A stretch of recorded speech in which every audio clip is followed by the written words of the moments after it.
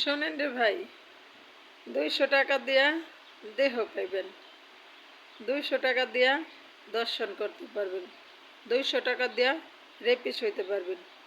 কিন্তু একটা নারীর যে ভালোবাসা, আপনি তার স্পর্শ করার পরে যে সে আপনাকে একটা ভালোবাসা দিবে, তার যে আপনার জড়ায় ধরে যে তার থেকে যে কি শান্তি পাইবেন, সেই ভালোবাসাটা ওই দোষিতা 200 টাকার নারী কখনোই আপনাকে দিব না। কি করব জানেন? 200 টাকা যতক্ষণ সময় ততক্ষণ আপনি থাকবেন, তারপরে বাম পাদ আপনার একটা লাথি মেরে নিচে ফেলাই দেব। আবার বড় বড় কথা কন, 200 টাকা দিয়ে দেহ পাওয়া যায়, 200 টাকা দিয়ে পাওয়া যায়। আর 200 টাকা দিয়ে আপনার দেহটা পাবেন, এই 200 টাকার বদলে সে 2000 টাকা দেব, আপনি তার দেহটা ফেরত দিতে পারবেন? ঠিক আছে, সে ক্ষুধার্ত, সে পতিতা, সে বেশ্যা, সে নবী, সে সিনাল, তার সংসার, তার জীবিকা, তার পেট পালার জন্য সে করে। কিন্তু আপনি আমি বলার কে? 200 টাকা দিয়ে নারী পাওয়া যায়? হ্যাঁ, পারবেন? আপনার স্ত্রী, আপনার ভালোবাসার কাছের মানুষ, সে আপনার অর্ধাঙ্গিনী, যে ভালোবাসাটা সুখটা আপনাকে দিব, সেই 200 টাকার নারী আপনাকে দিব? 2 মিনিট হওয়ার আগে আপনার একটা লাথি মেরা ফুটবলের মতন ফালাই দেব, রাস্তায় ডাস্টবিনে ফালাই দেব। বড় বড় কথা তো কয়া ফেলান একদম খুব সুন্দর করে ইজিভাবে। কোথা থেকে শিখছেন? কোন ডাক্তার, কোন টিচার আপনাকে শেখাইছে এগুলা? হুম, কে শিখাইছে? খুব সুন্দর করে বলে ফেলাইলেন 200 টাকা দিয়ে একটা নারী হলে তার দেহ পাওয়া যায়। তার দেহটাই তো পাইছেন, সে মরা কাউয়ার মতন ঘুমাই রয়েছে, তার দেহটা দেখাইছেন। তার যে ভালোবাসাটা, সে যে আপনাকে সোহাগ করে ধরবো, আপনার আদর করে সে বুকে জড়ায় ধরবো, সারা পৃথিবীর সুখ সে আপনার বুকে ঢাইলা দিব, মায়া দিব, মহব্বত দিব, আদর দিব, ভালোবাসা দিব। সে আপনাকে কপালে একটা চুমা দিব, আল্লাহ রসুলের নামের উপরে সে আপনার কপালে একটা চুম্মা খাইব। চুম্মা বুঝেন তো? মা ফাতেমার নবীজি তার মেয়ে কপালে চুমা খাইছে, তার বন্ধু রসুল তার কপালে চুমা খাইছে। সেখানে তারা মা সন্তানের মতন তখন একটা বিহেভ আসে। পাইবেন আপনি ওই জিনিসটা? আপনার ডাস্টবিনে ফালাই দেব লাথি মাইরা, উষ্টা মাইরা। আমার কথা যদি কোনো ভাই বোনেরা কষ্ট পেয়ে থাকেন, তাহলে আমার একটা গালি দিয়েন, কিন্তু আগে আমার কথাগুলো আপনারা বুঝেন আমি কেন কথাটা বলছি আর কিসের জন্য বলি।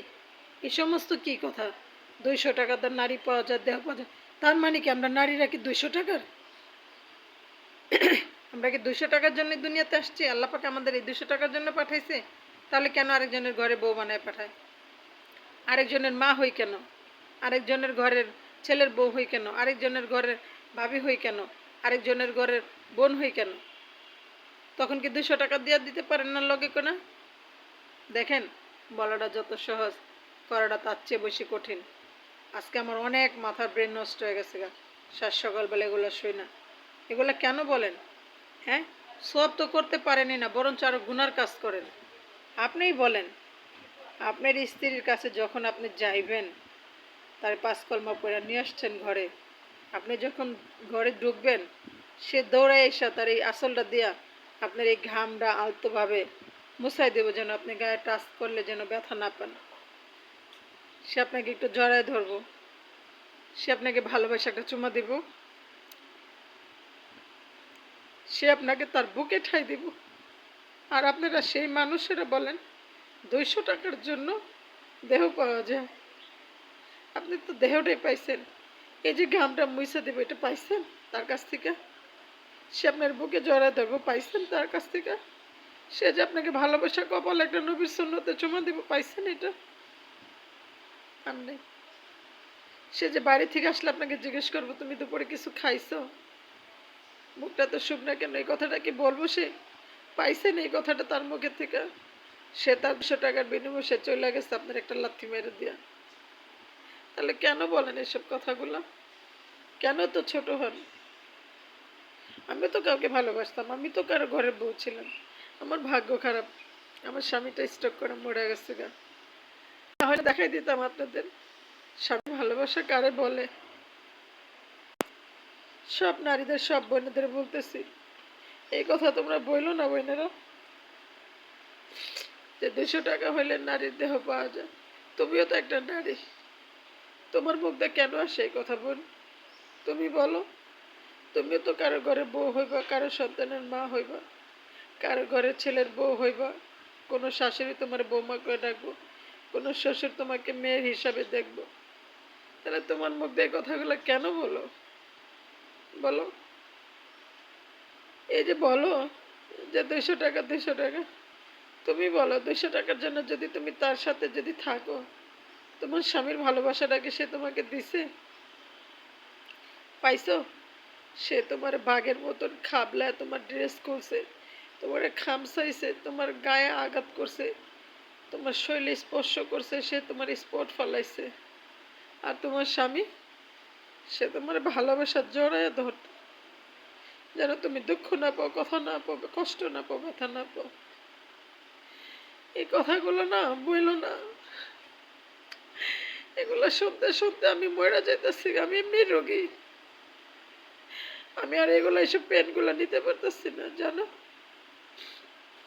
আমি আজকে মরে কালকে 2 দিন পরের দিন তো আমার দেখবো না।